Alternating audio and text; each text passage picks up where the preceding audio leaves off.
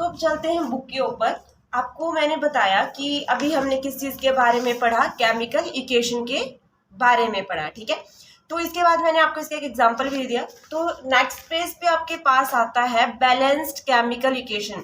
और आपको पता है कि चैप्टर के बीच में जो भी डेफिनेशंस आती हैं सारी की सारी इंपॉर्टेंट है। तो नेक्स्ट टॉपिक है हमारा बैलेंस्ड केमिकल इक्वेशन। तो अभी मैं बुक को साइड में रख देती हूँ, ठीक है। आपको पता है कि इसमें डेफिनेशन दे दी गई होती है बीच में कि इसमें equal number of total mass, लेकिन हमने एक एक्यूरेट डेफिनेशन लिखनी है जो कि आप पेपर में बहुत इजीली कर सको। तो सेकंड टॉपिक है हमारा, सेकंड मैंने यहाँ नंबर डाल दिया ताकि आप लोग कंफ्यूज ना हो। तो सेकंड टॉपिक है हमारा balanced chemical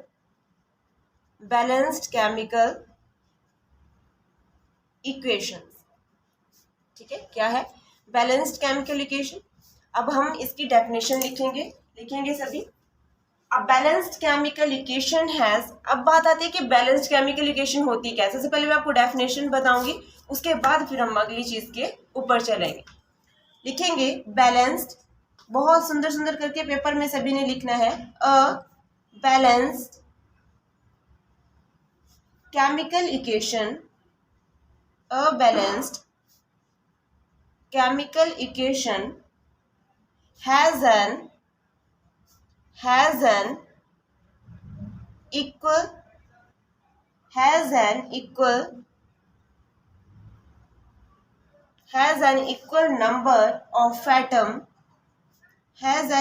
number of atoms of different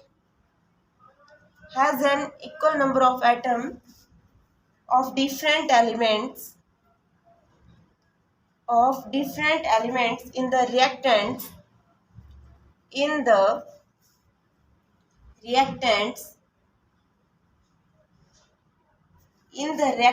and product is called balanced chemical equation। यहाँ पे लिख देती हूँ, is called balanced chemical equation। Okay, तो ये क्या बोलता है कि बैलेंस्ड केमिकल इक्वेशन होती क्या है?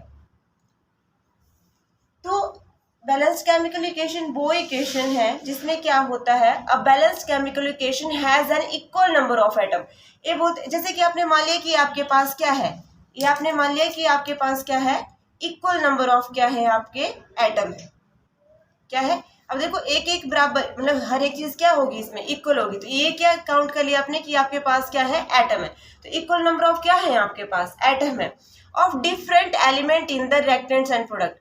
ये बोलता है कि जो रिएक्टेंट होगा आपके पास, रिएक्टेंट होगा, और जो आपके पास क्या है दूसरी चीज, फर्स्ट पे क्या आता है, रिएक्टेंट के बारे में बताया गया, दूसरे पे आपके पास किस चीज के बारे में बताया गया, प्रोडक्ट के बारे में बताया गया। तो बोलता है कि जो of different elements in their, और जब एलिमेंट्स की बात आएगी, जब ये आपके पास एटम होंगे, तो एटम क्या है आपके पास, इक्वल नंबर ऑफ एटम है। जब रिएक्टेंट और प्रोडक्ट की बात आएगी तो उसमें एलिमेंट्स क्या होंगे, डिफरेंट होंगे, एलिमेंट्स क्या होंगे, डिफरेंट होंगे, ठीक है। तो इसमें दो ही चीजें हैं, एक आपके पास एटम आती है, दूसरे आपके पास एलिमेंट्स आते हैं, ठीक है, ठीक है। तो जो एटम होंगे वो इक्वल होंगे बोथ रिएक्टेंट एंड प्रोडक्ट में, और एलिमेंट्स जो हैं वो क्या होंगे, डिफरेंट होंगे, किसमें, रिएक्टेंट और प्रोडक्ट दोनों में, ठीक है। तो जो तभी आपको बताया कि जो बैलेंस्ड केमिकल इक्वेशन है उसमें इक्वल नंबर ऑफ एटम होंगे, ऑफ डिफरेंट एलिमेंट होंगे, किसमें, रिएक्टेंट और प्रोडक्ट में, उसको क्या कहा जाएगा, बैलेंस्ड केमिकल इक्वेशन कहा जाएगा। अब चलते हैं हम एग्जाम्पल के ऊपर। तो इसको में आप हर एक चीज के लिए नया एग्जाम्पल याद करोगे, इसलिए मैं आपको पिछले वाले एग्जाम्पल से ही डायरेक्ट समझा देती हूँ और आपको याद भी रहेगा। हमने लिया था लास्ट वाले एग्जाम्पल में जिंक लिया था। अब मैं इस वाली चीज को ब्रैकेट में लिखी हूँ, याद रखना, ठीक है। जिंक, क्योंकि पीछे मैंने इस तरीके से समझाया था, इस वाली चीज से समझाया था, अब मैंने डायरेक्ट आपको सिंबल से समझाना है, ठीक है। तो जिंक के साथ हमने सल्फ्यूरिक एसिड को ऐड किया था, H2SO4 को ऐड किया था, जिसको क्या बोलते हैं, सल्फ्यूरिक एसिड कहा जाता है। Is that okay? तो उसके बाद जो है जिंक के साथ जो है SO4 को क्या किया, मिलाया गया था, मतलब सल्फेट को क्या किया गया था, सल्फर को मिलाया गया था। तो इससे क्या बना हमारे पास, जिंक सल्फेट, ZnSO4 बन गया था, जिसको हमने क्या कहा था, जिंक सल्फेट कहा था। इस तरीके से अगर आप पेपर में करोगे, जिस तरीके से मैं आपको करवा रही हूँ, तो आपको पूरे के पूरे नंबर मिलेंगे। मतलब अगर डेफिनेशन 2 नंबर की आती है तो 2 ही मिलेंगे। और आपको पता है यहाँ पे H2 जो है हमारे पास बच गया, तो H2 जो हम इस तरीके से लिख देंगे, और आपको पता है H2 को हाइड्रोजन ग्रुप कहा जाता है, हाइड्रोजन कहा जाता है। इस तरीके से जो है आपका बैलेंस्ड केमिकल इक्वेशन जो है वो कंप्लीट होती है। ठीक है, तो बैलेंस्ड केमिकल इक्वेशन के बाद एक और टॉपिक है हमारे पास, unbalanced chemical equation. Unbalanced chemical equation, unbalanced chemical equation. तो इस चीज को भी आप लोग ध्यान से देखेंगे। जो अनबैलेंस्ड केमिकल इक्वेशन है वो बैलेंस्ड केमिकल इक्वेशन से क्या हो जाएगी, अपोजिट हो जाएगी। जैसा कि मैंने उसमें कहा था, जो एटम होते हैं वो क्या होते हैं, इक्वल होते हैं। ठीक है, इक्वल नंबर ऑफ क्या होते हैं, इसमें एटम होते हैं।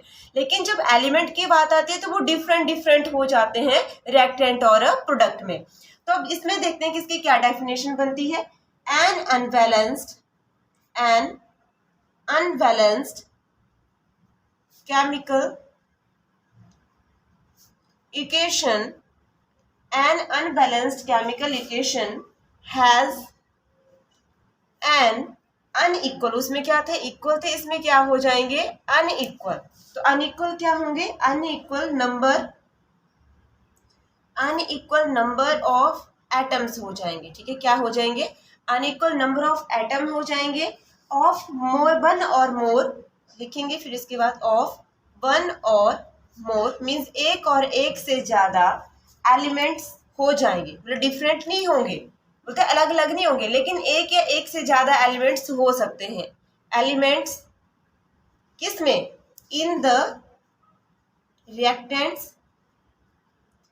Reactants and product. ठीक है, तो उसको क्या कहा जाएगा, अनबैलेंस्ड केमिकल इक्वेशन जो है वो कहा जाएगा। तो इस चीज को अच्छे से नोट कर लें कि जब बैलेंस्ड केमिकल, यहाँ पे बता देती हूँ मैं आपको, जब बैलेंस्ड केमिकल इक्वेशन की बात थी, ठीक है, बैलेंस्ड केमिकल इक्वेशन की बात थी, तो एटम, इसमें भी क्या था, एटम है, और इसमें क्या है, एलिमेंट। 2 चीजें बताई थी मैंने, एक क्या है आपके पास एटम है, दूसरी क्या है, एलिमेंट।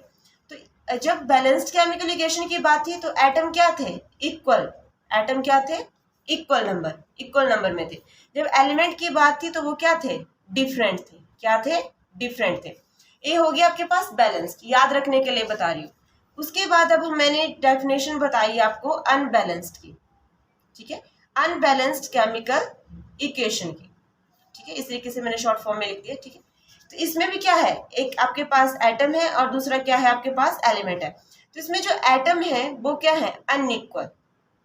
ठीक है, इसमें भी मैंने यहाँ पे लिख देती ताकि आप लोगों को अच्छे से पता लगे। एक आपके पास इसमें भी एटम थे और दूसरा आपके पास क्या था, एलिमेंट थे। ठीक है, यही 2 चीजें थी। तो जब अनबैलेंस्ड की बात आई तो इसमें जो एटम होंगे वो अनइक्वल होंगे, जो एलिमेंट होंगे वो क्या होंगे, एक या एक से ज्यादा, वन और मोर होंगे। ठीक है, एक या एक से ज्यादा। ठीक है, तो इस चीज का अच्छे से ध्यान रखें। अब जब इसमें अनइक्वल नंबर ऑफ एटम हो गए तो इसका एग्जाम्पल भी जो है क्या हो जाएगा, थोड़ा डिफरेंट हो जाएगा। तो चलते हैं एग्जाम्पल की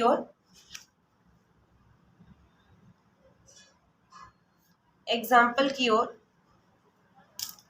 इसमें हम एग्जाम्पल दे सकते हैं डायरेक्ट जो है वो हाइड्रोजन के साथ। ठीक है, तो H2, आपको पता है H2 को क्या कहते हैं, हाइड्रोजन ग्रुप कहते हैं। हाइड्रोजन आता है, हाइड्रोजन के साथ जो हम ऑक्सीजन को मिला देते हैं, O2 को मिला देते हैं। किसको मिलाएंगे, ऑक्सीजन को जो है वो क्या कर देते हैं, मिला देते हैं। जब हम इन दोनों चीजों को मिलाएंगे, इन दोनों चीजों को क्या कर देंगे, जोड़ देंगे। तो H भी क्या है हमारे पास, 2 है, और ऑक्सीजन भी हमारे पास 2 है। तो तो यहाँ पे क्या आ जाएगा, H2O। ठीक है, अगर हम H2O करते हैं तो H2O2 भी कर सकते हैं। ठीक है, H2O2 भी कर सकते हैं। लेकिन जब यही चीज जो है आपके पास बैलेंस करने को आ जाएगी। तो जो इसकी एक्यूरेट जो एग्जाम्पल हो जाएगा वो क्या हो जाएगा आपके पास, H2 प्लस O2, ठीक है। तो इससे डायरेक्ट आपके पास ये भी बनता है H2O, ठीक है, H2O बनेगा। और इसको बैलेंस करने के लिए कि हाइड्रोजन तो आपके पास 2 है, ऑक्सीजन भी आपके पास 2 है, तो ये आपके पास जोड़ के कितने हो गए, 4 हो गए, ठीक है। और यहाँ पे क्या है, हाइड्रोजन तो आपके पास 2 है लेकिन ऑक्सीजन क्या है, 1, ठीक है। तो आपको यहाँ पे कितने ऑक्सीजन की जरूरत है, टोटल मिला के कितने हो गए, 3, ठीक है। तो ऑक्सीजन भी आपके पास कितने होने चाहिए, 2 होने चाहिए थे, तो यहाँ पे 2 से मल्टीप्लाई कर सकते हो, ठीक है। तो यहाँ पे हाइड्रोजन कितने हो गए, फिर 4 हो गए, 2 2 जा 4 हो गए। उसके बाद ऑक्सीजन कितने हो गए आपके पास, ऑक्सीजन कितने हो गए, 2 1 जा 1 इज इक्वल टू 2 हो गए आप लोगों के पास। तो यहाँ पे 4 और 2 कितने हो गए, 6 हो गए। यहाँ पे फिर से कितने रह गए, 4 रह गए, ठीक है। यहाँ पे फिर से कितने रह गए, 4 रह गए। तो यहाँ पे भी कितने करने पड़ेंगे हमें, कंप्लीट 6 करने पड़ेंगे। तो 6 कंप्लीट करने के लिए हम क्या कर देंगे कि हाइड्रोजन हमारे पास 4 है और यहाँ पे कितने हैं, 2 है, और ऑक्सीजन हमारे पास 2 है, यहाँ पे भी 2 है। तो क्या करेंगे हम, यहाँ पे 2 से मल्टीप्लाई कर देंगे, इसलिए यहाँ पे भी कितना हो जाएगा, 4 हो जाएगा। तो ये आपके पास टोटल कितने हो गए, 6। तो इसलिए इसका जो करेक्ट जो होगा वो क्या होगा आपके पास, 2H2O, ये हो, ठीक है। तो इस चीज को अच्छे से याद रखेंगे, ठीक है। तो H2O क्या हो जाता है आपके पास, वाटर। H2O को क्या कहते हैं आप, वाटर कहते हैं। क्या कहते हैं, वाटर कहते हैं। तो अब हम नेक्स्ट क्वेश्चन के साथ जो है नेक्स्ट वीडियो में मिलेंगे।